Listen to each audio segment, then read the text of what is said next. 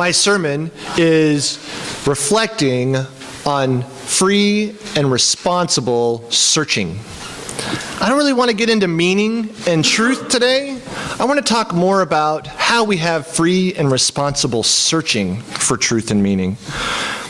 This is a culmination of a wide variety of different things that I've observed and listened to and talked to people this week. It's not all over the map, but it did come together strangely for me. I have to give a little bit of backstory here. I spoke New Year's Eve, and then the following Sunday I was injured and didn't speak. And then last week was Martin Luther King Day and I spoke. And then this week I spoke. And poor Susan has had to remind me on Tuesday every week that I speak. I got to write my schedule down better. So this week when she got a hold of me to say that, it worked out really well that I had been reading that book by, Resources for Study and Worship. It's not by Sarah Campbell. It's a collection of essays by a wide variety of Unitarian Universalist leaders. And so basically that collection of essays is introspective on each individual 7 principles. So I was looking through it and I was reading hers and enjoying it. And when she sent me the text asking me what my sermon title was, I was like, oh, I can come up with this. The great thing is that I'm really happy with the title because it has opened up a lot of avenues for thought for me. And the first avenue of thought was, philosophy does not address how we gain knowledge in a succinct way. All right? That's the long and short of it. I listed on the board here a wide variety of different resources I had, but the best resource I had this week was Professor Wayne Riggs.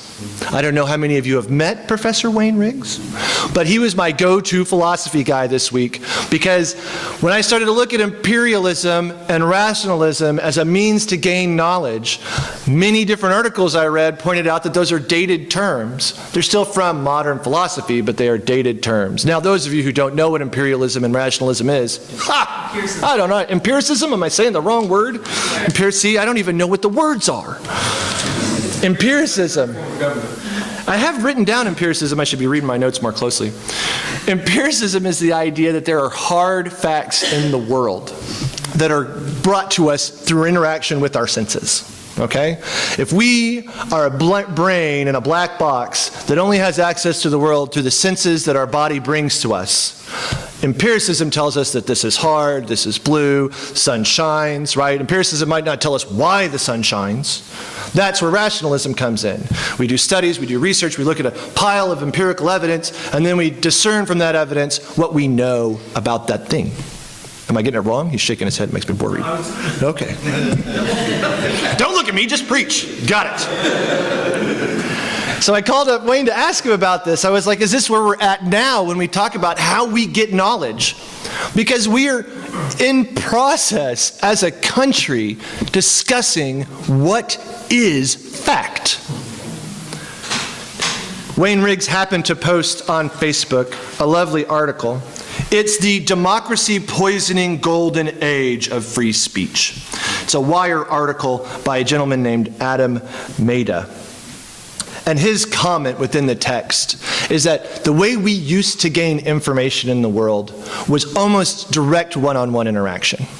A bottleneck of information was created by governance, whether it is religious or social governance, to manipulate the information that was given to any individual person, right? So, for instance, prior to a wired, connected world, if some horrible event happened in a location, the only way to really get information about that horrible event was to siphon it through that bottleneck to disseminate to the people. Now, there's a certain amount of remember the game, Phone Call, where the person, they sit in a circle and they say one sentence and it goes around, right? Me personally, I think that's how we got werewolves and vampires. Because you have an event that happens to a small group of people and they tell their immediate friends and their immediate friends tell their immediate friends, and as it moves out, the legend is created, right? Now, if the event that happens to that small group of people can somehow be put into a text that does not change through repetition, then that text can be disseminated amongst the people. Fantastic! But boy, does it take a lot of energy and effort to handwrite all that text.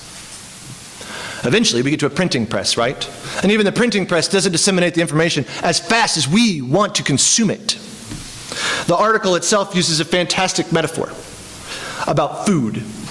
Once, sugar was a rare commodity in the world, and so eating the random candy was not going to harm you, right? It was a delicious treat. There was a time in the world when information was a rare thing in the world, and a little bit of information wasn't going to harm you. It was a delicious treat. And now we live in a world where you can literally bury yourself in a pool of pixie dust. Okay? It's probably not healthy. It's not going to help you. There's going to be a moment of sickness afterwards, and your body's going to reject an awful lot of that sugar, right? We are in the same situation with information. Through a wired community, the bottleneck of information is opened up into a floodgate. We can get any information we want.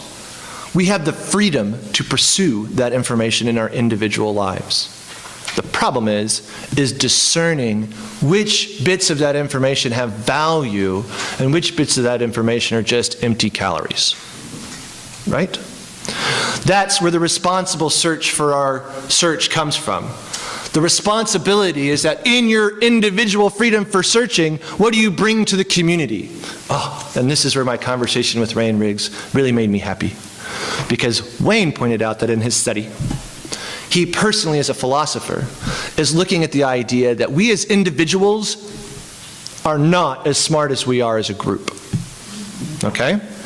We get, just like there is a shared distribution of labor in an economy to pass back and forth material objects, there's a shared distribution of cognition. Oh, I'm getting this right, yeah? What was the term? Cognitive? Division of cognitive labor. Division of cognitive labor.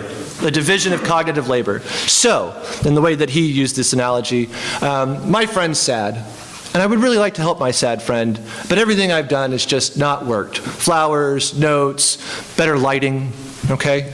And so I turn to someone else, maybe someone who's studied sadness of other people. They don't have a product to sell me. I guess they could have a book.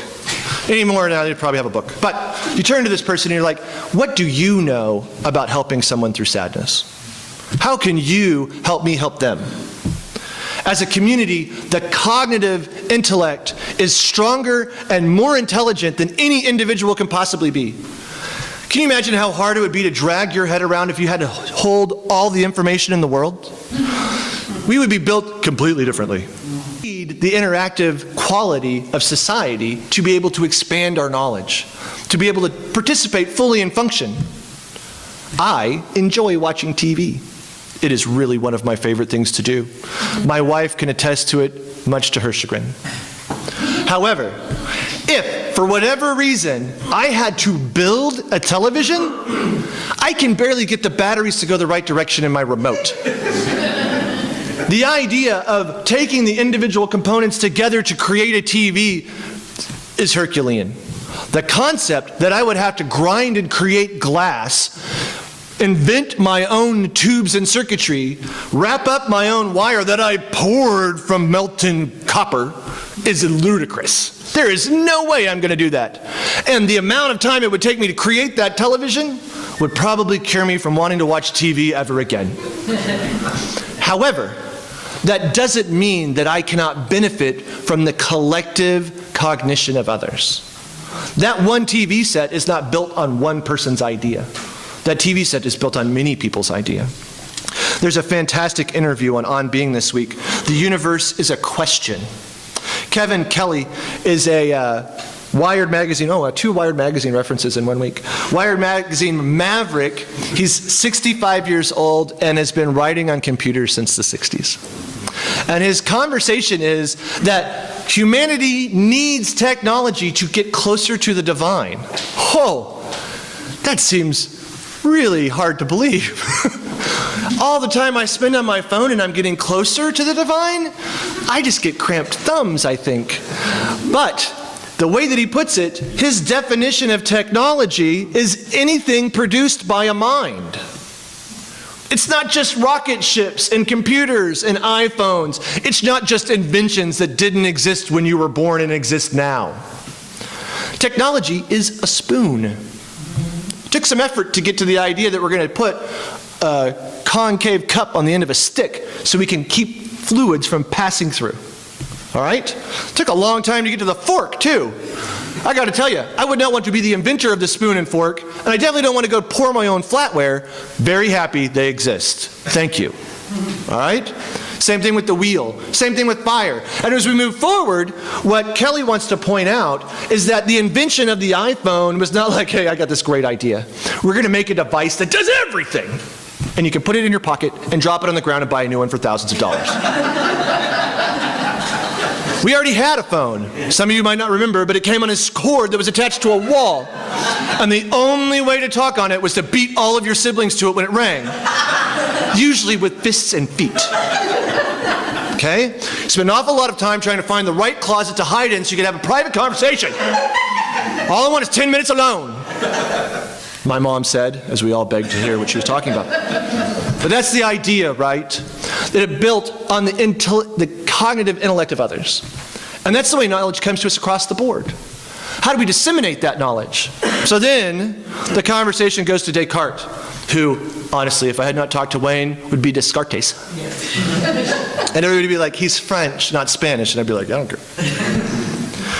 So Descartes basically says, the only thing you can know is that you exist because you want to know stuff. I think, therefore I am, is the much shorter version of that. My quote fills up the entire bookmark. Okay? It's too short. I think, therefore I am. And when you think, therefore you are, the only thing you can know is what your senses bring to you. Right? The only thing you can understand is the things that you have personally, actively constructed, weighed, and discerned. Oh, it's exhausting. That is a Cartesian view of the world, that we are isolated individuals who can never truly understand others because we are in that black box that our brain is living within a body. And that black box can only bring us what's interpreted through our senses. In the dark, we learn and germinate to grow. Okay? Our senses can only bring us so much. But if we look at Wayne Riggs's model of the world, my little black box doesn't have to store everything. I get to use Clint Given's black box.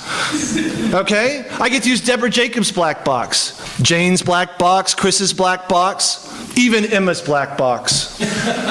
Because my black box is not enough. We don't just crave society, we need it to complete that cognitive reality. And so, even in our isolation, we strive as individuals to find connection in group. The best example that comes to mind is a choir. Everyone stands together. They all sing the same words at the same time. They breathe at the same time. They follow the same rhythm. They're on the same note. They coordinate themselves to be in harmony with one another and become not individuals singing a song, but a unit singing a song, right? A marching band is not a marching band with just a sousaphone, although it sure looks cool, guy. Especially in those protests where he's like walking behind him making the fart noises. I love that. But that does not a marching band make. You need all the instruments together working together. We need all the cognitive ability that we have within our community to work and function. My worry then is there's got to be a certain intellectual honesty. There has to be a responsibility in the free intellect, cognitive information that we're bringing to the world. For instance, for me, I was raised Mormon, and this month, the prophet of the Mormon church passed away, and they replaced him with a new prophet. That's fantastic. The Mormons believe their cognitive reality is that prophet is a direct contact to God, straight up talking back and forth like the QWERTY phone in the kitchen. Okay? And that information is his honest representation of his cognitive reality. He's going to take that message from God and give it to all of his followers so they can also get that message. So they, as their group, can participate. I like to hope in that scenario that he is not being disingenuous with the responsibility of his free truth. You can take that analogy and put it on the Pope. You can take that analogy and put it on Kurt Cobain. How do we lead and who do we choose to listen to? What are we discerning in our responsible search for truth? And how do we use that discernment? I call on all of you to freely search and responsibly discern and disseminate. So this specific article by Sarah Kaplan, I'm going to say the wrong name because it's a different woman that I know, Sarah Campbell. The specific comment by Sarah Campbell is that in our pursuit, we have to remember that there is still a mystery. No matter how you believe in the world, whether it is straight up mystical faith or you are a hardcore scientist, the darkness holds unknown. And how you shine your light into the darkness defines what you find. All of us in this room could be on a camping trip in the dark of night with our own flashlight, sent out into the wilderness to, let's say, find firewood. Okay? And we click on our individual lamp and walk away from the communal fire to come back with what we hope is a responsible search for firewood. One person might go towards the lake. Okay, it's kind of hard to find useful firewood and water. But their flashlight only goes so far, right? You have to make decisions. Somebody else might go on some wandering path that goes up the mountain. Once you get above the tree line, once again, you're out of wood. That doesn't mean that their free search has no value. Tomorrow, we could really use that lake. The next day, we might want to get above the tree line so we can enjoy the thunder clouds rolling through the freaking saddles of the mountaintops. All right? There's a reason to participate in free search. The fear is the responsible side of it. I'm going to close with a study that came out recently about Google, Twitter, and Facebook, which have algorithms that study everything you type and click, and apparently say out loud in the presence of your phone. When those algorithms participate in your life, they decide what you prefer.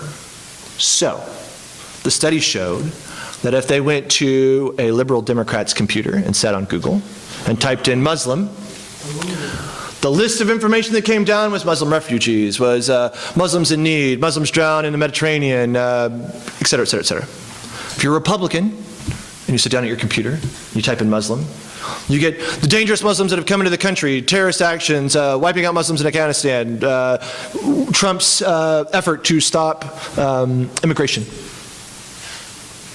Totally, completely different access to information. The cognitive shared reality is not the same. I don't know how many of you guys have Netflix, but President Obama was interviewed by David Letterman. It's a fantastic interview. And in the interview, President Obama makes the comment that people who listen to Fox News are living on a different planet than people who are listening to NPR, because their cognitive reality is not the same. He had no judgment about that planet. His comment was that it doesn't seem possible to bring the two together if they cannot share a cognitive reality. Now that that bottleneck's blown wide open, how do we figure out what facts we are going to universally hold as dear? So, we get to the last person who looks up on their computer. The Independent types in Muslim, and it pops up. Free rugs. Buy rugs from Persia. So, we have two extreme sides, and in the middle is the best way to be a consumer. It was an interesting study to me, because our cognitive reality is defined by the way that we get and disseminate information in the world. Our searching has to be deeper. Our free and responsible search, it's going to cause blisters on your feet. You're going to snag your clothes on thorns. Your fingers will bleed. But then you're going to take that information back to others, and those others are going to help you to lift it up into a useful place. But we have to be honest about the free and responsible search. We have to be honest with ourselves to others. We have to be responsible for our actions within that knowledge. Which means that when you learn something and you participate in it, There's a responsibility to be honest in your reflection on that experience. All narrative is just that. It's a way to organize our thoughts sequentially in a way that makes sense in time. That is not the way the world happens. It is the way that our brains function to help us participate in the world. And so, I want to remind you to freely search and responsibly discern and disseminate. Thank you. And now, our last